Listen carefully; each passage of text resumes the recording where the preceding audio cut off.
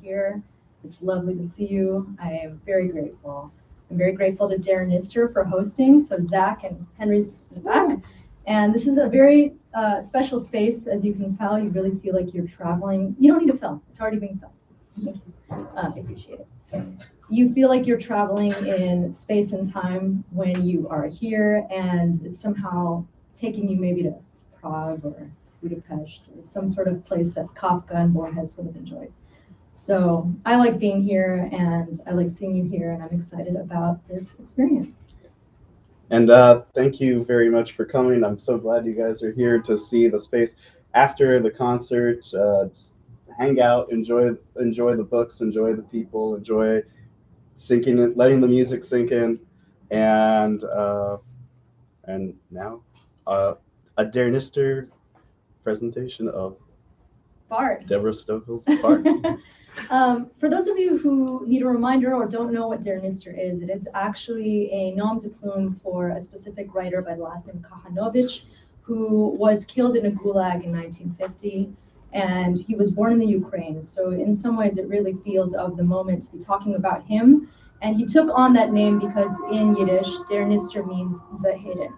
And so this place really embodies that idea, because you have to go through all these magical portals to get here, and suddenly you're transported, right? You're suddenly in this literary library-like haven, and it's aptly named. So it also feels right that this concert should be at a place like this, one, because it's a Jewish space, though not all the material, in fact, most of the material is not actually Jewish, but also because so much of what this material is ancient, and it's speaking to something very primal and about things that on one hand have been around for thousands of years, and on the other hand are very relevant. So thank you. Just wait for you to take a seat. Hey folks.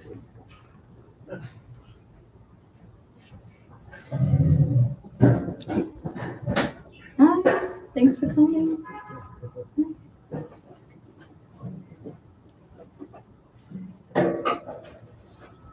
All right, so a few other things. I know that it's a very weird time. It's always a weird time. There's never a time that there isn't something cataclysmic and horrible going on, to be quite honest, just like there isn't a time that there isn't something beautiful and wonderful going on. But I think a lot of us have been watching the news, and so I want to be mindful of that, and I'm aware, and hopefully this is a space where people feel lighter and like they're enjoying something that gives them hope. So I just want to put that out there. And I also want to thank my family who's here. They made the snacks. My mom made all the snacks. Please enjoy them. I'm wearing my dad's vest. This is my mom's guitar from the 60s. I recorded with my dad's guitar. My sister's here, friends are here. So it really does feel like it is a family connection, just like it feels familial either way. Now, about what you're going to hear and what some of you may already have heard in recorded form. The album that I am presenting is called Bard. We actually put the title behind you, just so that you are grounded yet again where you are. Now, for those of you who don't know what a bard is, or just need a quick reminder, a bard is a musical storyteller who often goes from place to place, sharing deeds of epic proportion and sharing great tales of heroism. Now, obviously, the concept of heroism does change with different societies. So one society's hero is another person's villain, but that's the unifying idea. Now, the word bard is actually one that you find within the Celtic background, but it is an Indo-European word. So when you look up or when you know what the word for singer is in Greek, it is bardos. So they're all related, and there's a reason for that, because bards are all over the world. There's a very strong tradition in what is the former Yugoslavia. There's a strong tradition in India, in Japan, obviously Wales and Ireland, like I mentioned, and Israel and Greece. So if you go back and back and back in time, which we will, because we're going to start with Mesopotamia. We're not going to start with Mesopotamia, but we will travel to Mesopotamia. Then you find that bards are everywhere. Why are they everywhere? Because they are the people who are historians. They tell the stories through song and through poetry of a society. And so when you say, I don't want to be an unsung hero, it is speaking to that concept of someone singing of your deeds. If you say the song of, like the Song of Roland, or the Song of Achilles, or the Song of Ice and Fire, then that is a reference to the act of a bard singing of these deeds. And you want someone, or at least most people want someone to be doing that. Now, obviously, there is the rare person who would like to disappear, but that person is rare. Otherwise, we wouldn't have social media. So a bard would generally do this with some very ancient instruments, the most ancient of which is the drum, the second ancient of which is a pipe, and the third most ancient of which is a harp or a lyre. If you look at Israel's coinage, it has King David's lyre, the kinnor. If you look at Ireland's coinage, it has the Celtic harp, the bardic harp. It's on the Guinness glass, it's on the coins. The point is that this stuff is so embedded in our consciousness that we may not even know it's there, but it is there. And so what this album is a collection of songs that I wrote to either works of the bardic or oral tradition, or ones that are speaking to something primal and canonical, not necessarily with what that loaded term means, but speaking to that literary tradition that picks up in some ways where the bardic one leaves off. So if I'm going to direct your eyeballs to right behind Zach, I brought the books that the album is based on. So chronologically, it goes from Gilgamesh to the Bible, to the Iliad, the Odyssey, Ovid's Metamorphoses, Beowulf, the Canterbury Tales, Macbeth, Moby Dick. I'm missing Robert Burns, who comes before that. I didn't have any hard copies. And Emily Dickinson and Alfred Lord Tennyson. So as you may know, Tennyson definitely refers a lot to Odysseus. He calls him by the Roman name of Ulysses. And all these things are speaking to each other. So the album has 14 tracks. If you have not listened to it, I hope that you do after this, and you can either buy it or stream it, but they don't go in chronological order because I wanted them to speak to the journey. It is a reference to the Odyssey. We are all on some sort of Odyssey, and all of these texts are speaking about the same things. They're speaking about life and death, which we're always thinking about, and obviously a bard is always thinking about that because he or she is carrying a life in a song. They're talking about homeland and journeys and coming back home, which we're always thinking about. And again, it's so relevant to the news. They're thinking about gender, power dynamics, love, whether love is in fact transcendent of death. Is that the only thing that stays besides your legacy? Memory, the collective unconscious, and all these other Jungian archetypes that show up again and again and again. So that's what the album is about. I will be performing a good chunk of it. I was going to go in the order of the album, but it makes more sense logistically to go by instrument. So that's what I'm going to be doing. And I'll tell you a little bit about each song as I go along, but without further ado, I will start.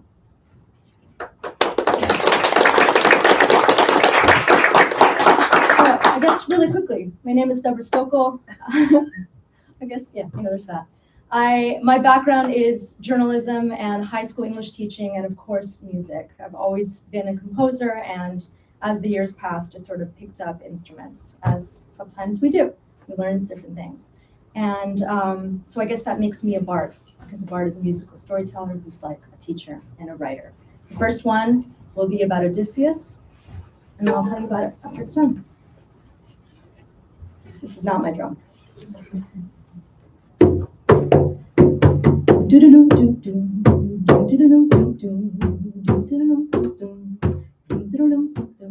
Now here I'll commence with my family name, so you may hold it close. And if in future time I shall reach the heart I love so dear, will host you well, be your friend, though my home is leagues away. I am Odysseus, son of Laertes, my name's gone far for many feats and deeds. I am Odysseus, son of Laertes, my name's gone far for many feats and deeds. My glory flies so high, my glory flies so high, Ithaca, I've long hailed my home. My glory flies so high, my glory flies so high, Ithaca, I've long hailed my home. My island's a rugged place, but good for rearing young.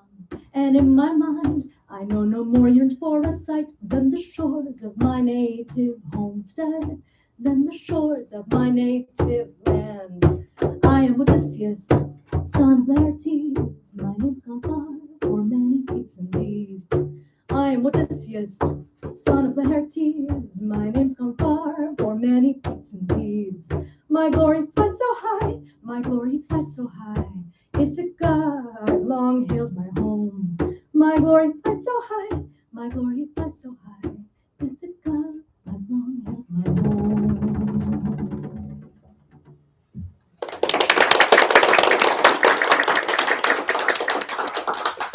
I thought it would be important to start with that one here and on the album because Odysseus is sort of the fundamental archetype of a hero, even if we now look at him as a sociopath.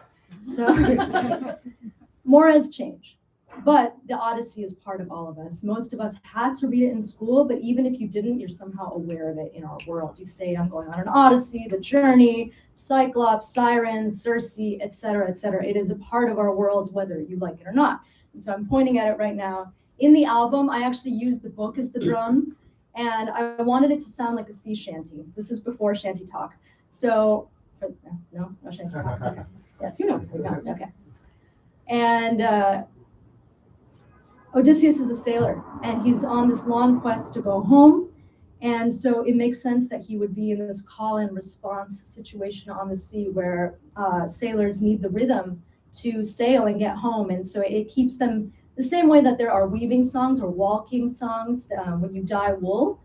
There's usually a work song, right? That's where whistle as you work or whistle while you work. Most jobs have a rhythm to them, and so it helps sometimes to sing with them. Sailing is one of those jobs. Now, Odysseus, like most epic heroes, is obsessed with fame and being remembered and glory.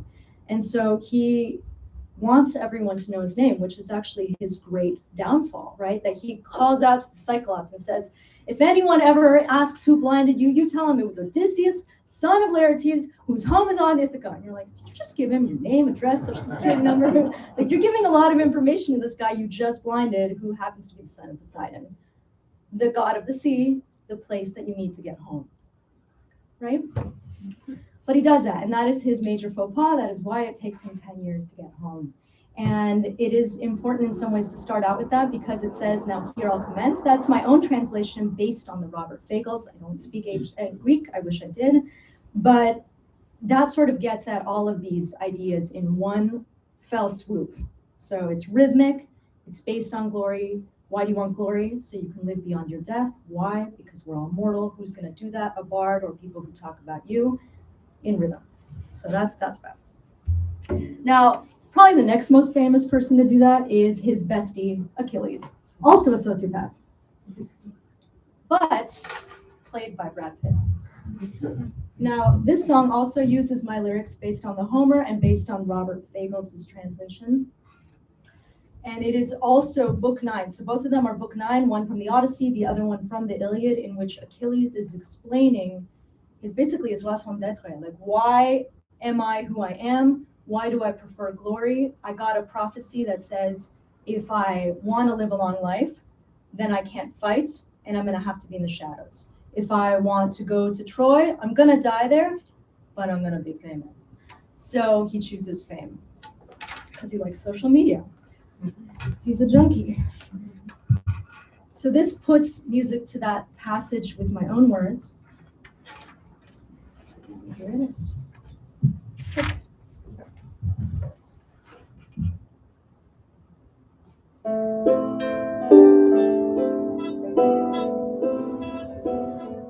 All the finest cattle could be taken at nightfall. Treasures traded in a host hall. But the breath of a man once gone cannot return. But the breath of a man once gone cannot return. All the fattest sheep could be taken at nightfall. Treasures traded in a host hall, and all the golden stallions you might wish. But the breath of a man once gone cannot return. But the breath of a man once gone cannot return. My dear mother has told me of my destiny and my fate in death. If I battle here on these beaches, sieging Troy, I'll never see my home, but my name shall live forever. I'll never see my home, but my name shall live forever. If I sail these seas, my beloved fatherland, my name, my glory end. If I sail these seas, my beloved fatherland, my name, my glory end. If I battle here on these beaches, sieging Troy, I'll never see my home, but my name shall live forever. I'll never see my home, but my name shall live forever. I'll never see my home, but my name shall live forever.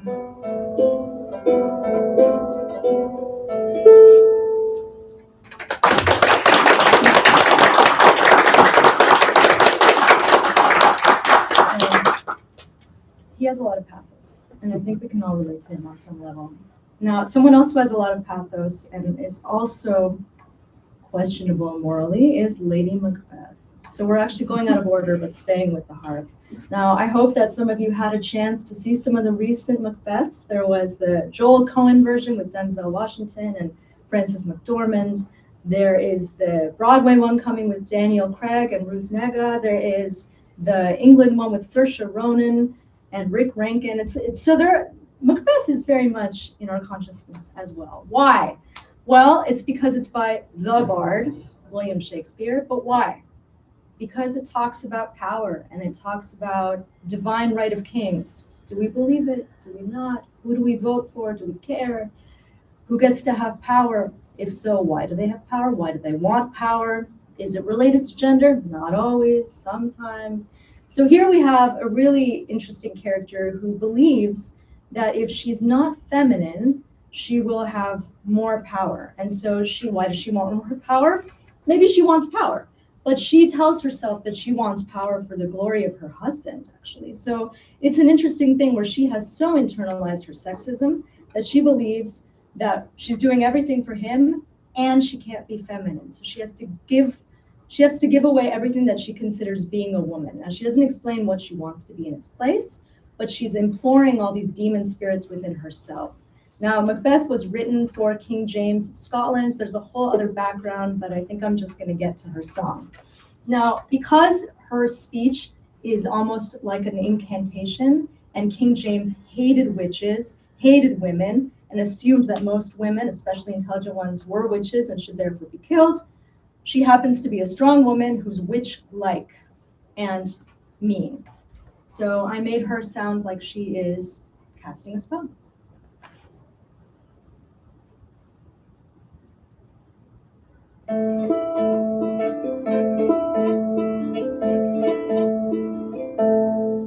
He brings great news. The raven himself is hoarse, that croaks the fatal entrance of Duncan under my battlements. He brings great news. He brings great news.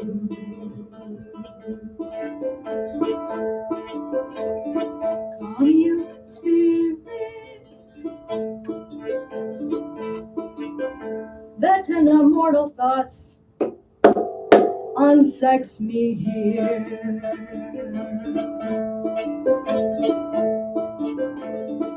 And fill me from the crown to the toe top full of direst cruelty. Make thick my blood. Stop up the access and passage to remorse.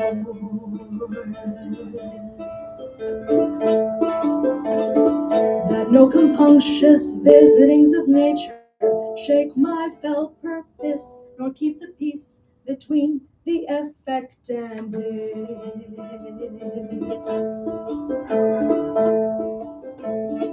Come to my moment's breasts and take my milk for gall. You murdering ministers,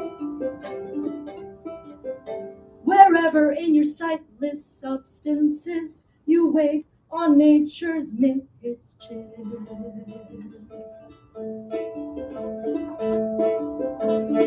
Come thick night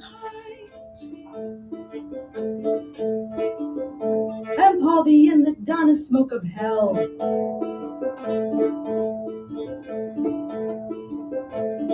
That my keen knife see not the wound it makes, nor heaven peep through the blanket of the dark to cry, hold, hold. He brings great news. He brings great news. He brings great news. He brings great news.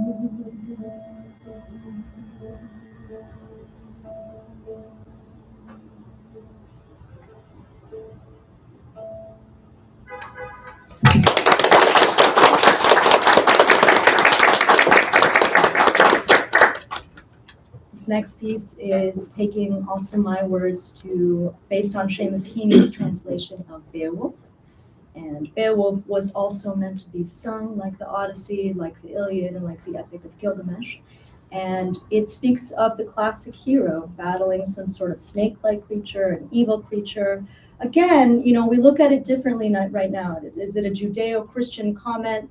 It is a post-Christian narrative about a pre-Christian people. And so the narrator often talks about them. He says, well, those heathens, we love them, but they're heathens.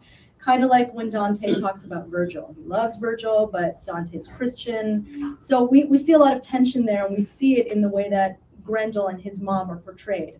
They're othered very much, and if you look at them in today's context, the question is, are they Jewish? Are they meant to look Jewish? What's going on here?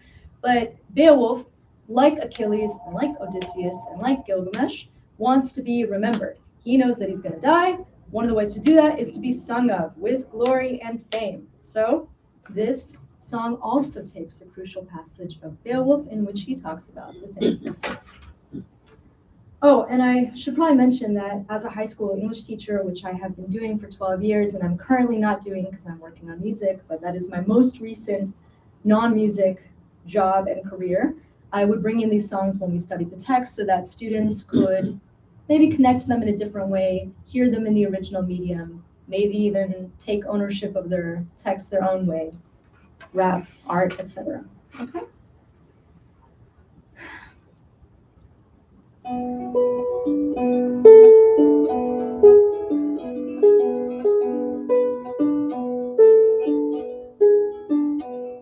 Good man, grieve not so. You should seek your vengeance for the loves you lost before you sit and mourn them.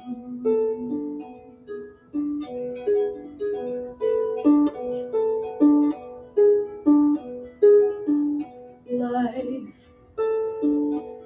for each of us who dwell here in our world means heading to our death.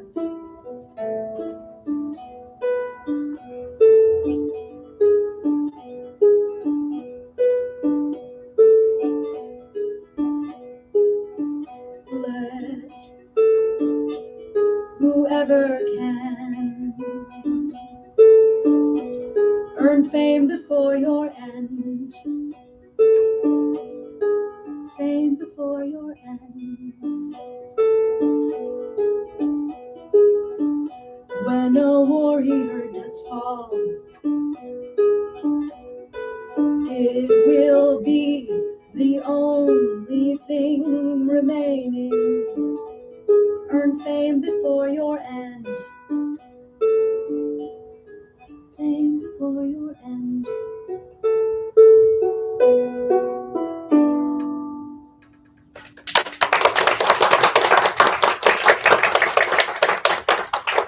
We're going to take a massive time jump to the 19th century, and we're going to go to Amherst, Massachusetts. Very different vibe than medieval England, writing about even earlier medieval Sweden and Denmark, which is where we just were.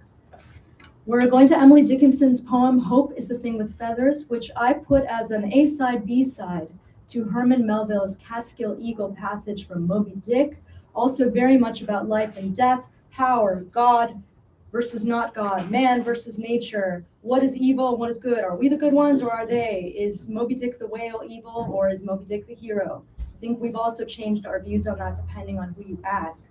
But Emily Dickinson imagines that hope is actually a little bird in your soul, just like Melville in his passage imagines that depression is a little bird in your soul, which is an eagle, but that some of the more evocative souls prone to depression can also soar to great heights. So I put them together, but we are going to Hope is the Thing with Feathers, because that one is on the harp.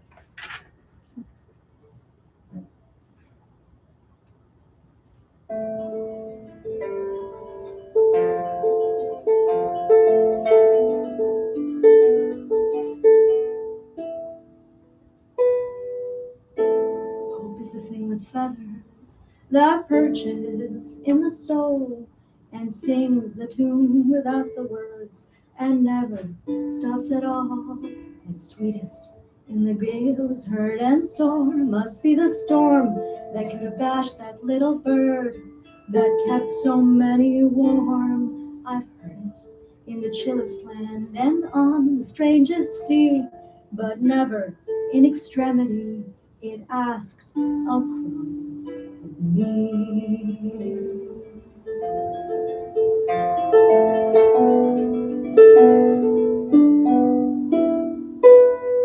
Hope's a thing with feathers that perches in the soul and sings the tune without the words and never stops at all. And sweetest in the gales heard and soar must be the storm that could have bashed that little bird that kept so many warm.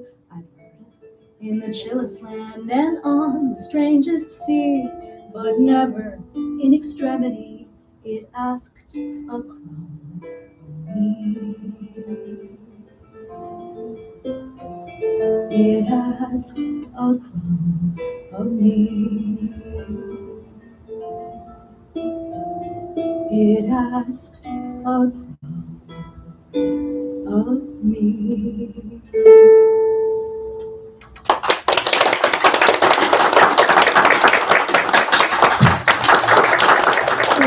We're going to give Apollonia Kinora a rest. She's named after Apollo, god of the harp, among other things. Not so nice.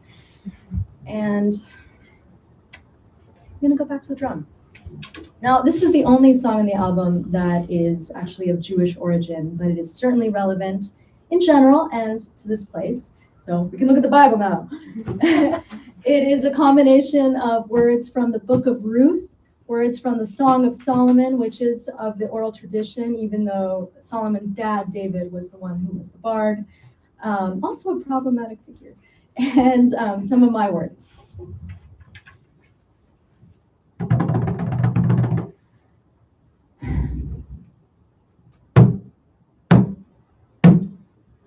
The beams of our house are cedar, the rafters are made of fir.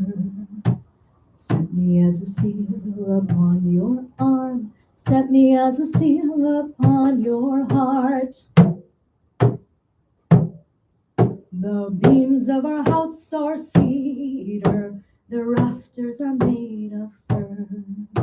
Set me as a seal upon your arm, Set me as a seal upon your heart. For our love is stronger than death. Jealousy is fierce as the grave. Its flashes are flashes made of fire. Many winds cannot quench our, many waters cannot quench our love. Neither can floods drown it, rivers cannot wash it away. An earthquake cannot separate my love nor tear it away. Let the morning sun bring of your heart, unfailing as the night. For I have put my trust in you. Show me the way to go with you. You have so caught my heart with but one glance of yours. Your eyes are like the jewels, my love, that rests in a royal crown. Strengthen me with raisins dear, share apples picked so fresh. For I am faint with love for thee, for I am faint with love. Your fragrance is like a perfume, your name perfume poured out. Take me home with you, let's hurry, take me home with you. Love awaken with it desire, love has awakened here. Rise up, my love, rise up, my fair one, and come away with me, and I'll come right home to thee.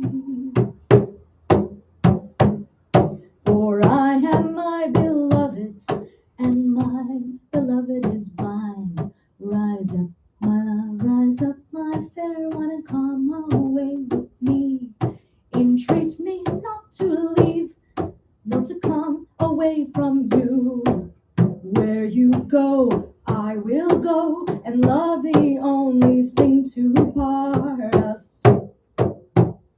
Your people shall be my people, your queen shall be my queen. And where you die, I must die, and love the only thing to part us. But love is stronger than death. Love is stronger than death. Where you die, I will die.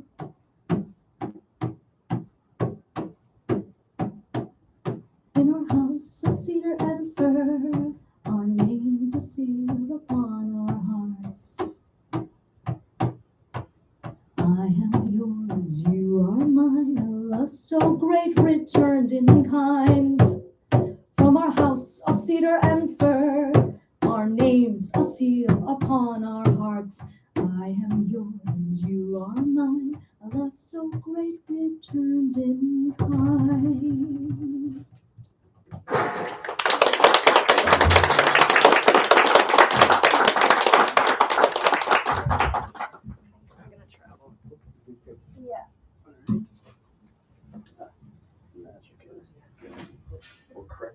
Earlier, Rana saved the harp from an untimely demise, so thank you for that. It is fair. It doesn't tune very easily. That's what happens when you buy a harp with credit card points. La, la, la, la, la, la.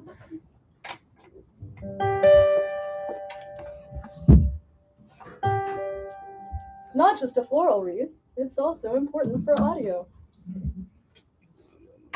That's not true. It's a lie. Okay. I don't know if that's going to work. Well, I'll just try to project. Should be helpful. This song is about the queen of the underworld, Persephone, from the Greek tradition. And her Roman name is Proserpine or Proserpina. And in the original story, she gets kidnapped by Hades, Zeus's brother and king of the underworld. He's her uncle, by the way, because, you know, Greco-Roman mythology. And her mom, Demeter, is understandably put out by that her daughter's been kidnapped and taken to hell. That's unfortunate. You know, you don't want to be kidnapped and taken to the land of death. Doesn't seem like a good Sunday. But there she is. And the original story is actually quite depressing, right? She's raped there. It's sad. You know, she doesn't have agency. And she's about to be rescued by her mom, Demeter, who sounds the alarm at all the gods. And they all feel sort of like, well, Hades did this kind of cheaply. Maybe they should listen to Demeter as well. She's the goddess of the harvest. But Hades first offers her 6 pomegranate seeds. He offers her 12, but she eats 6. And when you eat in the underworld, you are trapped there. So the 6 pomegranate seeds represent each month of the year. And that is the Greco-Roman explanation for the 6 months of winter and fall total, because Demeter makes the whole earth shrivel up in sadness for her lost daughter when she goes to Hades. So that is the explanation. In my version, she actually really, it's very romantic and she's happy. So it's called 6 Red Seeds of Persephone.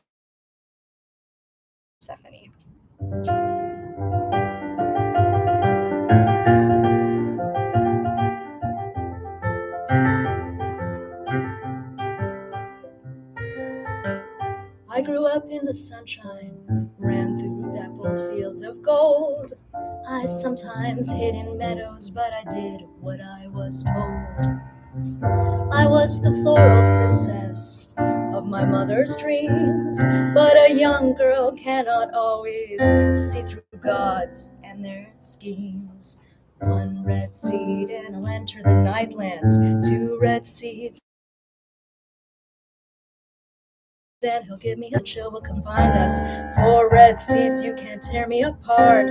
5 red seeds and I'll be here forever. 6 red seeds, not until I've returned. My dark prince is the lord of the shadow, and my great mother could harvest the fallow. My tether was long, but I felt it. I had the run of the place, but there's more. When he came through the earth and it melted, I saw the crater as whole as a door. When I was new, I had terror. Each ripple of skin was a hill, but the shivering stopped when he held me, and I felt myself still. 1 red seed and I'll enter the nightlands, 2 red seeds and he'll give me his heart. 3 red seeds and the chill will confine us. 4 red seeds, you can't tear me apart. 5 red seeds and I'll be here forever. 6 red seeds, not until I've returned.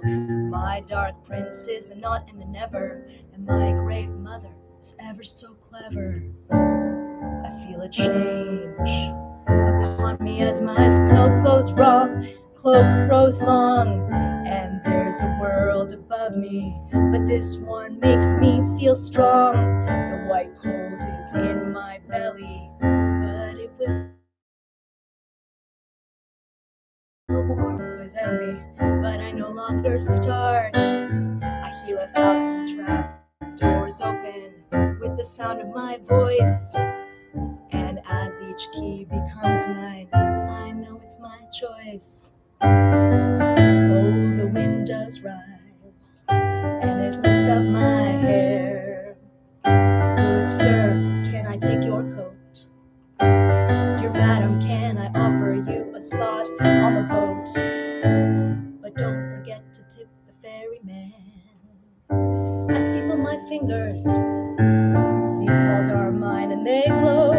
When I feel the doubt within me, I pause and let it go. I think of things that I've read, things that poets extol, that make you feel whole, but I know that I'm whole as I am, it's my soul.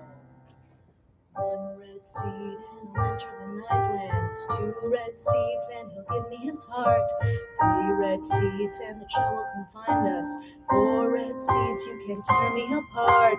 5 red seeds and I'll be here forever. 6 red seeds, not until I've returned. My dark prince is hallowed like ballad, and my great mother likes my beloved. 1 red seed and I am the Donna. 2 red seeds and this gown becomes me. 3 red seeds, I sing my own story. 4 red seeds, it's not a folly. 5 red seeds will keep my own counsel. 6 red seeds, no need to announce it. My dark prince is king, so bow, and I stand tall.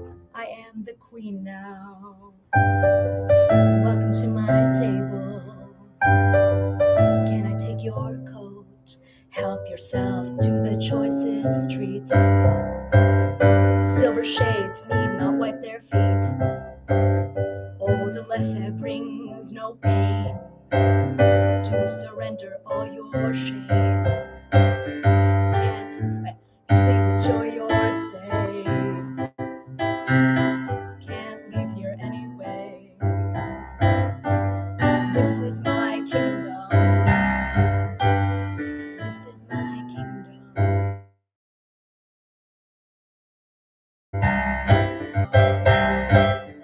This is my home.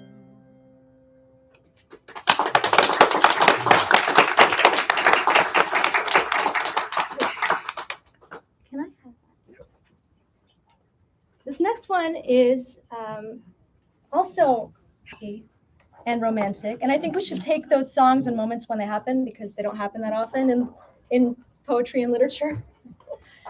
And this one is a song by Robert Burns, the Bard of Scotland. So he's featured here because he's also a bard. There are multiple bards. I mean, anyone can be a bard, right?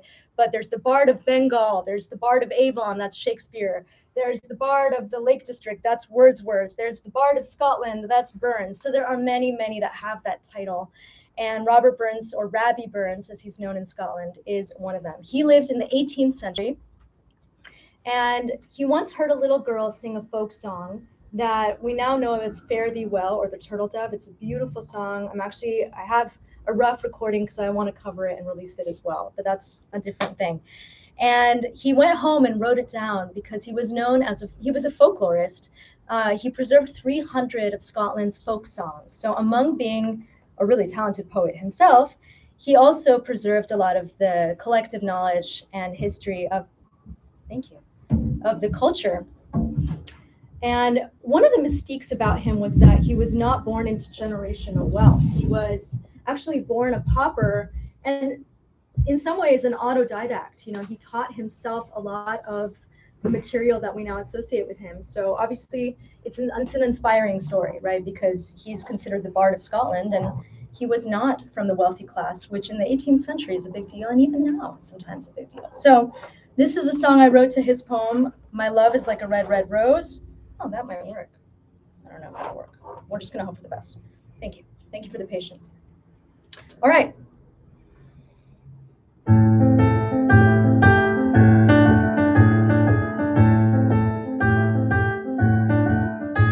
Oh, my love is like a red, red rose that's newly sprung in June.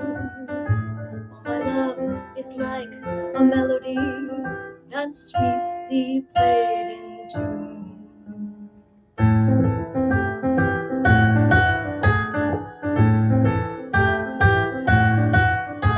So fair thou art, my bonny lass, so deep in love am I, and I will love thee still, my dear, till the seas gang dry.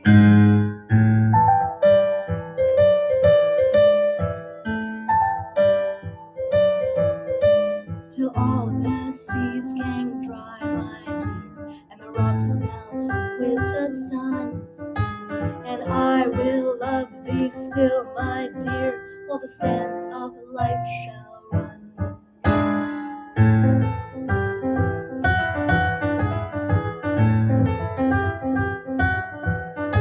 And fare thee well, my only love, fare thee well a while, and I will come again, my dear, though it were 10,000 miles.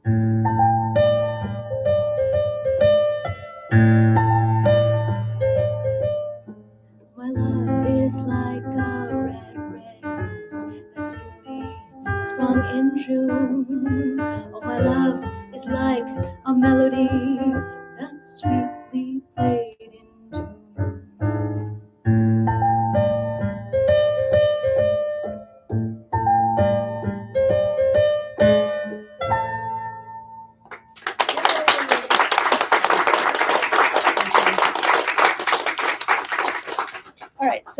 last piece I'll play on the piano, and then I'm going to transfer it to guitar. And how's everyone feeling in terms of vim? Okay, so people have vim. Good. Maybe I don't need this. It'd be nice to know, the songs on my album, right? Okay, this song is the penultimate one on the album, and one that I wrote 10 years ago during a teaching of the Odyssey and Tennyson's Ulysses poem, the 19th century poem that is hallowed and loved by many, many people. Tennyson was the poet laureate of Victorian England. He is still well beloved in Cambridge University and by many other people unaffiliated with the school and its culture. So we happen to be, I'm pointing at my family, we happen to be very big fans of Tennyson in the Stokol household and its extended arms. So in some ways, I associate Tennyson also with my family because they love him. But I have grown to love him myself, and I hope you do too. Ulysses is one of his most famous poems, and it actually reimagines Odysseus after he's been home, finally at Ithaca, after that whole spiel of the Odyssey, And there's a 1901 copy that I got in Victoria, British Columbia, back in 1998. So all the books are being featured, minus the Robert Burns I mentioned. And it imagines him as an old man who's actually very bored. You think that he'd be so happy to be home. He's not. He's over it. He doesn't even name Penelope. He calls her his aged wife, who he's been matched with. Like, I don't choose her. It's an interesting view of Odysseus, who's called Ulysses with his Latinate name, and the only thing he wants is to leave, actually. So I put music to that last stanza because I find it extremely touching. Even though he's not per se charming, his desire, his 19th century FOMO, as pictured in 500 BCE, is very relatable. And I think anybody who loves to travel or love to travel in their mind through stories can relate to that, whether you like being home or not. And most people do want to go home eventually, but it's nice to travel too. And I know some of us have missed that in this very weird time we're still going through. Okay, so this is my song to the last stanza. Let's see if this works. Thanks, Zach. Try my best. Hope it works. Maybe it's the other way. The dual set tones. Yeah, there we go. Seems like a metaphor for the passage of time slowly. There we go. It's not. You and I are old.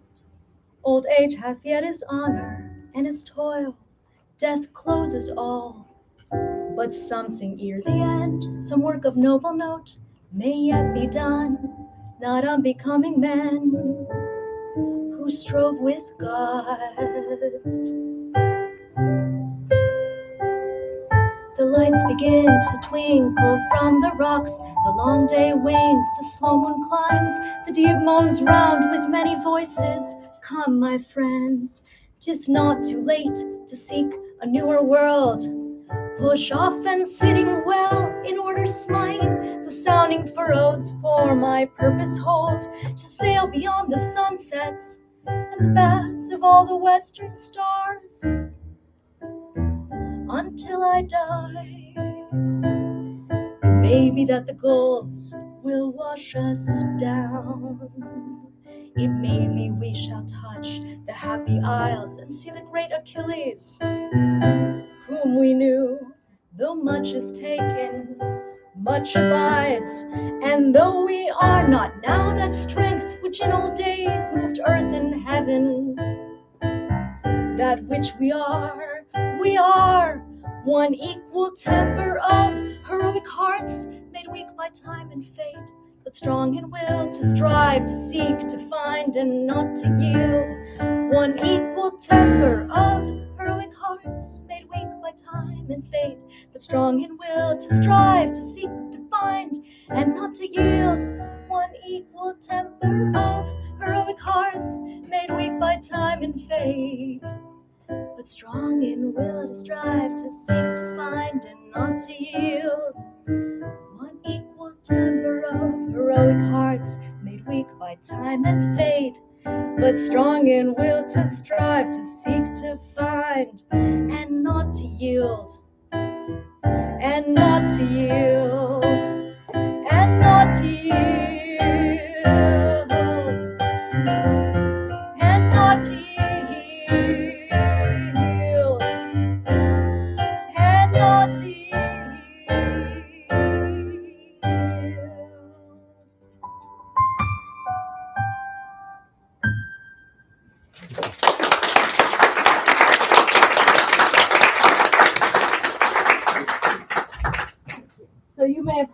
that last line. It is one of the more famous lines from literature in the English language, to strive, to seek, to find, and not to yield.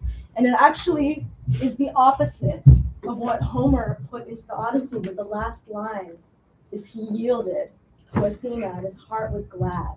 So after 24 books of Odysseus pathologically lying, traveling, sleeping with everyone, plundering, bold bravado, never giving up in the best and in the worst ways, Odyssey actually does end with him yielding. He's like, okay, it's fine. I'm over it. I'm over the revenge. I've killed a lot of people. Maybe it's enough. But this one is like, no, I'm not yielding.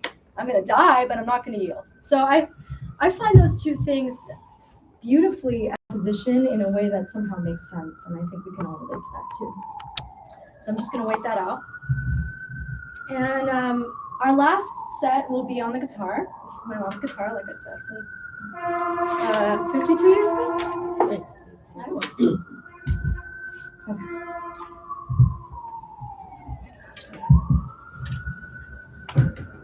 Oh yeah, and actually, can you pass me the lyric? Oh, no, you don't need to pass it to me because I have it, just in case.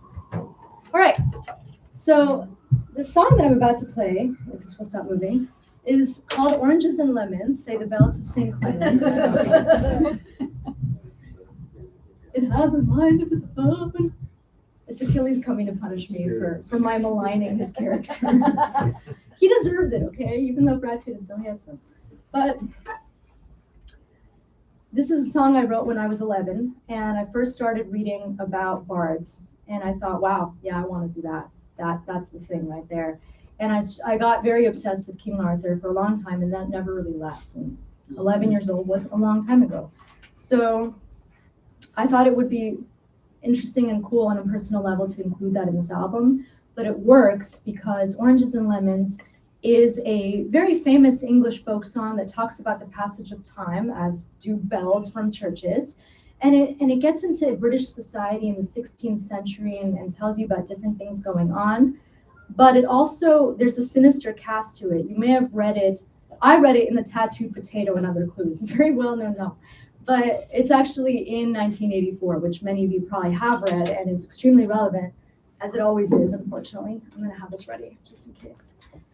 And it is mentioned there. And I took out the violent parts because sometimes you tire of violence. At least I do. So I didn't include them. It's jolly. It's jollier. Okay. And it is meant to sound troubadourial because that would have been accurate to the time period. Oranges and lemons, say the bells of St. Clements. You owe me 5 farthings, say the bells of St. Martin's. When will you pay me, say the bells of Old Bailey. When I am rich, say the bells of Shoreditch. When will that be, say the bells of Stepney. I do not know, says the great bell of Bow. I do not know, says the great bell of Bow. Brickbats and tiles, say the bells of St. Giles. Two sticks and an apple, say the bells at Whitechapel. Kettles and pans, say the bells of St. Anne's. Maids in white aprons, say the bells of St. Helens. You owe me 10 shillings, say the bells of St. Clements.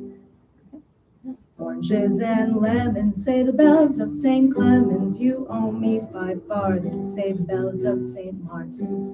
When will you pay me, say the bells of Old Bailey. When I am rich, say the bells of Shoreditch. When will that be, say the bells of Stepney. I do not know, says the great bell of Bow. I do not know, says the great bell of Bow. I do not know, says the great bell of Bow.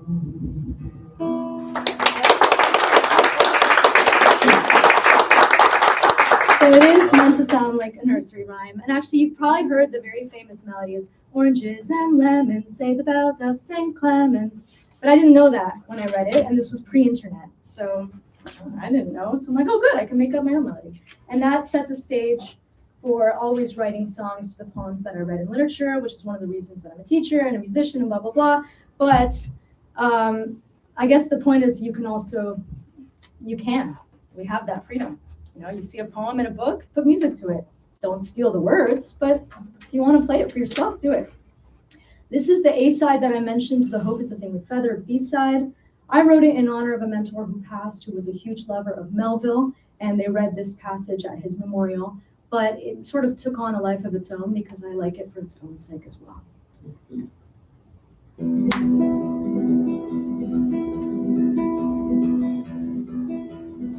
There is a wisdom that is woe, but there's a woe that is madness. And there is a Catskill eagle in some souls that can alike dive down into the blackest gorges and restore out of them again and become invisible in the sunny spaces.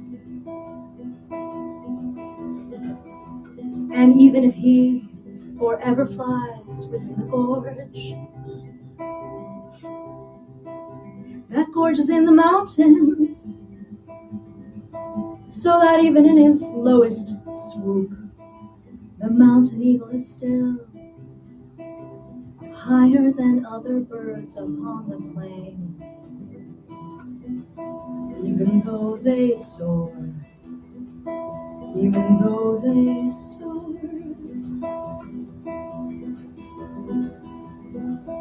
even though they soar, even though they soar, even though they soar, even though they soar.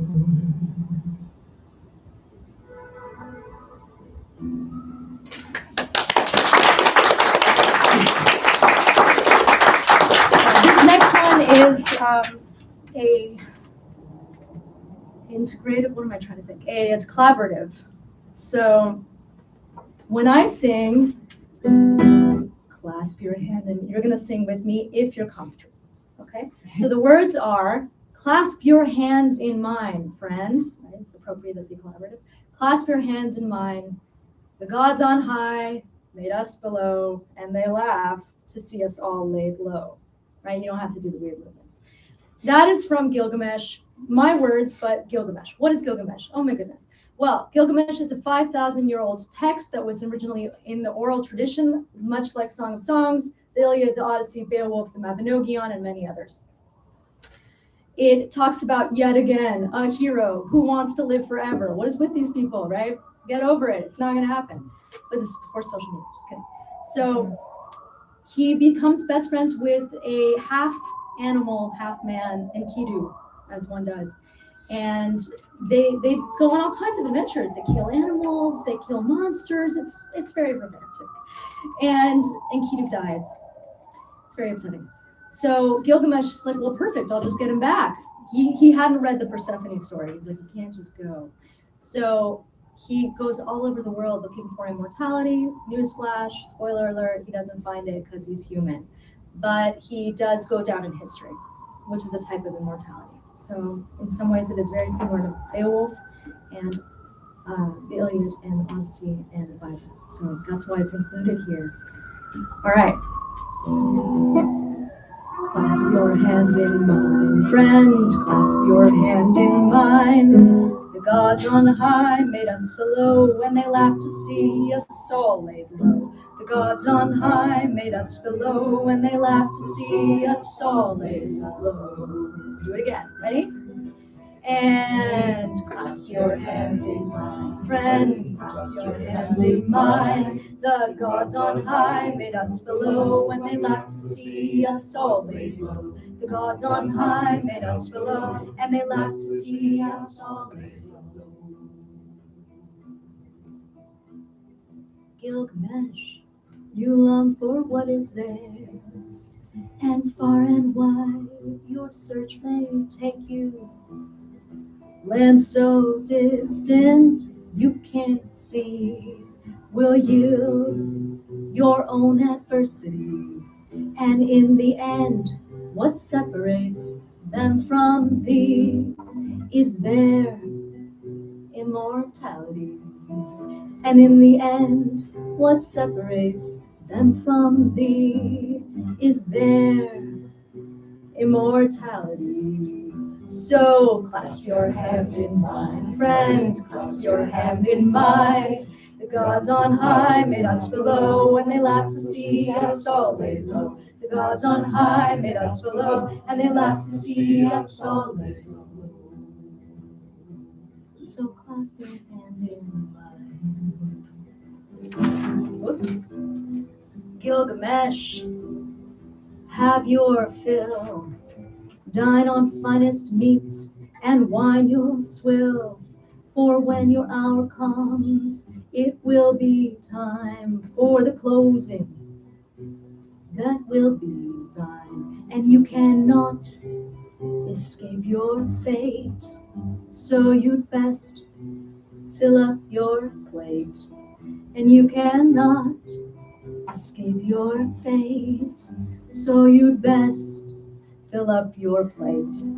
And clasp your hand in mine, friend, clasp your hand in mine. The gods on high made us below, and they laughed to see us all lay low. The gods on high made us below, and they laughed to see us all lay low. Gilgamesh, do not fear for things you cannot change. Do not fear death, and what is strange, for the gods on high made us below, and they laugh to see us all laid low. And you are not a god, my friend, your laugh does not ring hollow. And you are not a god, my friend, but you are quite the king. And clasp your hand in mine, friend, clasp your hand in mine. The gods on high made us below, and they laughed to see us all laid low. The gods on high made us below, and they laughed to see us all laid low. Clasp your hands, clasp your hands in mine. So clasp your hands in mine. Clasp your hands in mine. Clasp your hands in mine.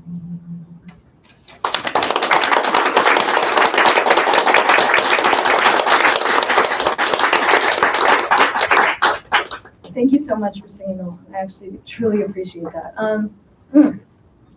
Okay, this is the last one, but it requires some stamina. So that's why you see me sort of girding my loins. Gross, sorry. Gross. I love the wife of Bath from the Canterbury Tales. She's having time. She's having time.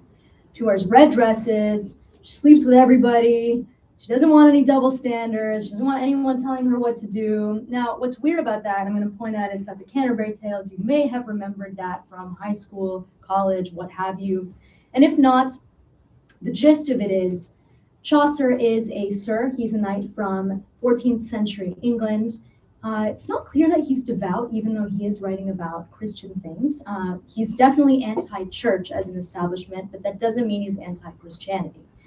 He's talking about a bunch of pilgrims who are on a pilgrimage to Canterbury, the cathedral in Canterbury, because that is where Becket was slain, and it is a holy site, much like Stonehenge, Glastonbury, Santiago de Compostela, Jerusalem, Mecca, so many other places.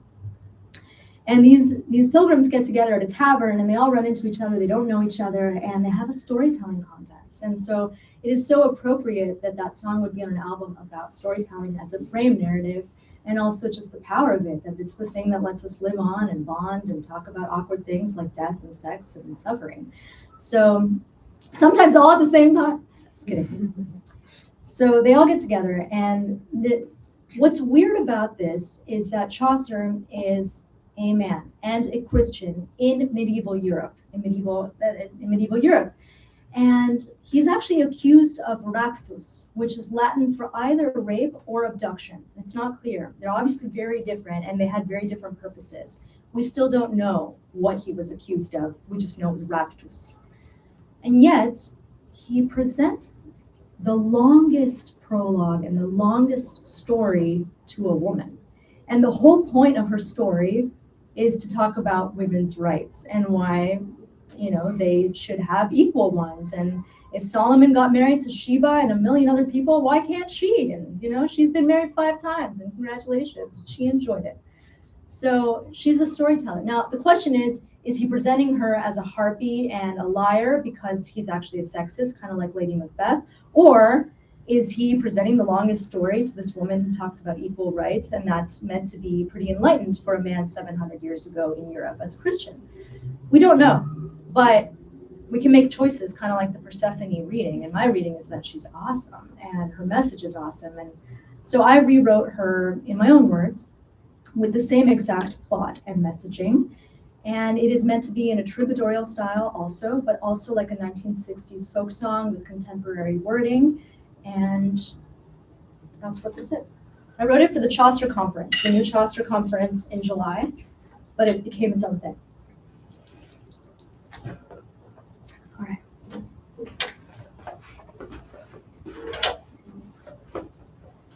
Poor things. Only been through the ringer.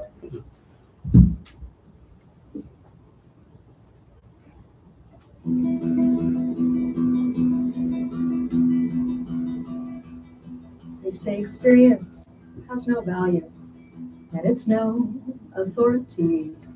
But of husbands I've had 5, so you should listen to me. Folks may spin yarns, I mend, and darn a seamstress, I will stitch together a story you'll well remember. I'll sing for my supper, but if I tell a good lie, you'll buy my supper tonight. And if I do tell things true, well, my supper will be on you. They tell girls, oh, act so pretty, and don't make yourself filthy. Don't enjoy it, don't have fun, he's not the one. Don't sully yourself before your God, but do your duty by your husband taught. And I say, don't pay them heed.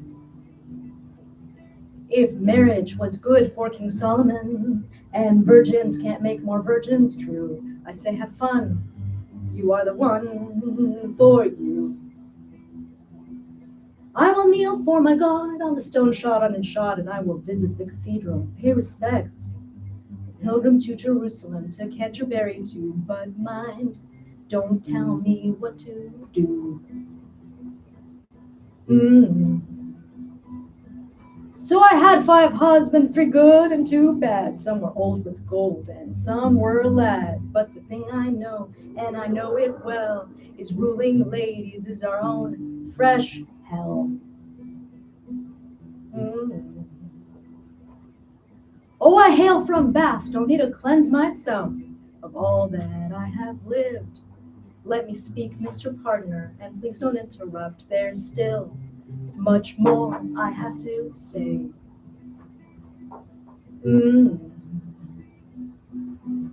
Maids can be the fresh white bread, and I'll be the barley, and I'll wear red, and moths won't have a chance to eat my best crimson dress, for I'll wear it up and around this town, and my friends and lovers, well, they like that gown, but what matters is I like it all on myself. My last husband, oh, I liked him well, married not for money, but his loving swell. His name was Jenkin, and I outranked him. Don't think that's a sin. Well, he had a book of evil wives. When I opened it, I saw those lies, and I thought, my laddie, well, that just won't do. So I tore 3 pages from those false sages, and he met that act with a lack of tact. But I met him, and I matched him neck and neck. I said, Jenkin, I'm the mistress here. You can't stay till you give me sway. We'll be happy if I have my way, and I'm queen of our domain. And finally, he saw some sense, and we were jolly from then on hence. And I bid you know that this is all a fact. So let me tell you my great tale. Sit tight, be merry, drink your ale. Let Allison regale you with her song. Centuries ago in England, when King Arthur ruled his court, fairies roamed the woods, not the lechers in their hoods, and magic was the order of the day. And in that kingdom there was a knight who swore an oath to do right. But one day in the fields disgraced a lady, and he took her by force, so he got sentenced to death. The Queen Guinevere had mercy in her soul, said he is foul, but should learn his lesson through a different toll. And being wise, good King Arthur, he listened to his wife, and he spared that horrid knight his life, at least then. So she said, Sir, you've had great clemency. You've a year and a day to find pithily what it is a woman wants. He thought it would be simple, yes, but not knowing where the truth would bless him, he rode around the realm, this question clear in mind. Some girls said, I want to learn, and some girls said, I want to burn with passion for myself and my lovers. Some girls said, I want the world, and some girls said, I want to go to hell in a handbasket, and I can weave it too. But one day he saw fairies dance, he saw them there. Was it by chance when he neared their group, they up and disappeared? He saw the fae there in the woods with their golden cloaks and their greenest snoods, and he said, oh, please stay just one moment more. But all that there was left of them was an old gray hag, and she stood there in her rags, and our knight cared not for that. She said, hello, young sir, I'll tell you true what it is, the thing you seek to prove, as long as you do grant me what I ask in time. And he agreed, so she told him what it is, the thing I will relay, and I swear I think I like her more and more. She said, give them the choice, let them lift their voice, let them have free rein of life's horse, let them steer the course of their own destinies for them to see. Let them be who they must needs be, let them grow and wander freely around this ancient sylvan land. He said, that's all that they want, you're sure? And she said, oh Lord, must I endure the presence of this oaf without a mind? So he thanked her, and he went with her to wend his way back to Arthur, and he swore and he hoped that she had given sound advice. They rode over the castle's moats to the gate of Camelot. The knight stood there for Guinevere, and he told her what he'd got. And she sat back, and she said, now that's the word. So he said, well, now I have answered true. And the crone said, good, now I'll have you. And he cried, no, please, no, anything but that. They were married then, and she told him, dear knight, why do you look so grim? And he said, you're poor, half crime, and you are past your prime. I don't know why she wanted him. He was cruel, and he was a great fool, but I guess that you cannot account for taste. Patiently she verily said, wealth is not morality, youth brings risk, and beauty lies within. But alright, my knight, I'll offer you to be young and fair, but you may have to fear that I may stray away from you. Or you can have me old and gray, or loyal every single day. Not that those should be the only selections, but our knight had understood that women should have their own rule. And he said, dear wife, I leave it all to you to choose. Saw her change into a lovely young maiden, and she said, dear knight, because you let me have my way, I will remain this way with you forever and a day with you, at least until I found my next husband. So that's my tale, hope you listen well. I was born under Venus and Mars as well, so I'm lusting, but I'm also wise, and I know all about the lives of wives. So remember 1 and 2 and 3, that women need their sovereignty, and that's all that I have to say for now. And experience has value, and my life's a testament to the worth of worlds, not just of words. I said my piece. So good night and farewell.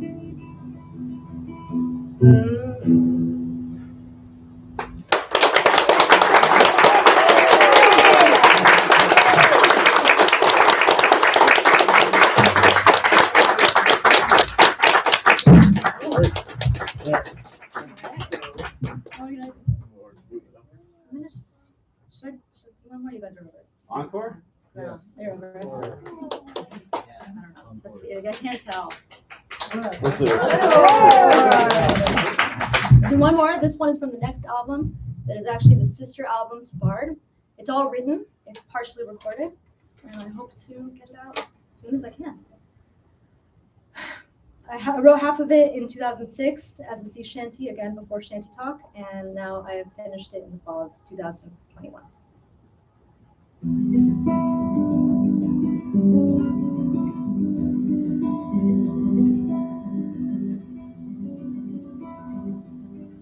Farewell, my love, my bonny lass, farewell to paradise. To you will never be untrue, but must go and can't look twice.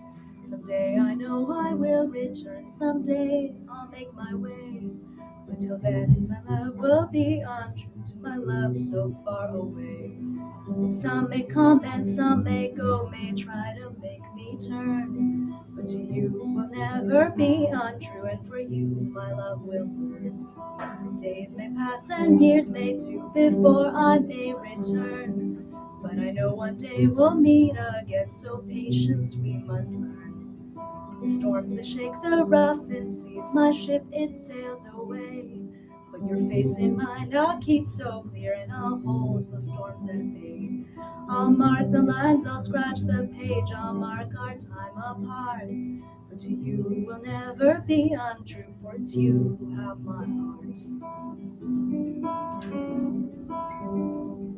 And though the waves will rend our time, a poet could pen many lines of how I'll long to hold you close.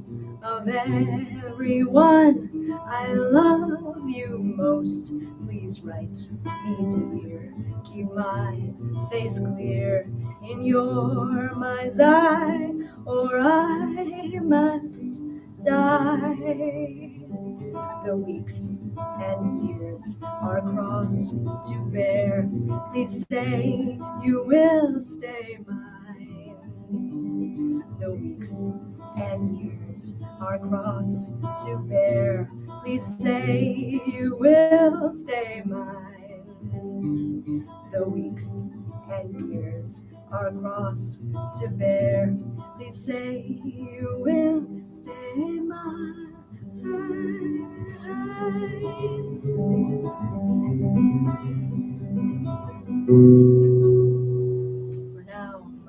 So for now, farewell my bonny lass, farewell to our today.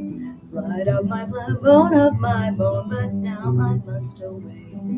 And when the hour comes, we'll rejoice, we'll have some cause for cheer. For then I will have come back home to my love in paradise. We will dwell in paradise with my love. It is paradise. It is paradise. It is paradise. It is paradise.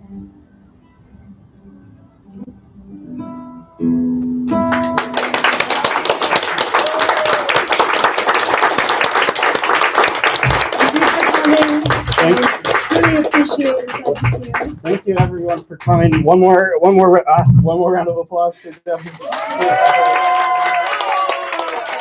And for my balance, it's also hard. Please take a look at Bard, the album. Yes. The flyers are over there. Enjoy some food and enjoy Tales. Check these out. Check everything out. Talk to Deborah. Learn more. And let's go. I'm gonna go get one of those things. And also a big thank you to Henry over on the other pole of things for putting this together. And if you want to find out what we're up to in the future, which may be consonant to some of the things we've already seen, or maybe different that you might like also, we have a mailing list. Please sign up for the mailing list. What? Yeah. If you want to. Yeah. Do it. Thank you. All right. Now time to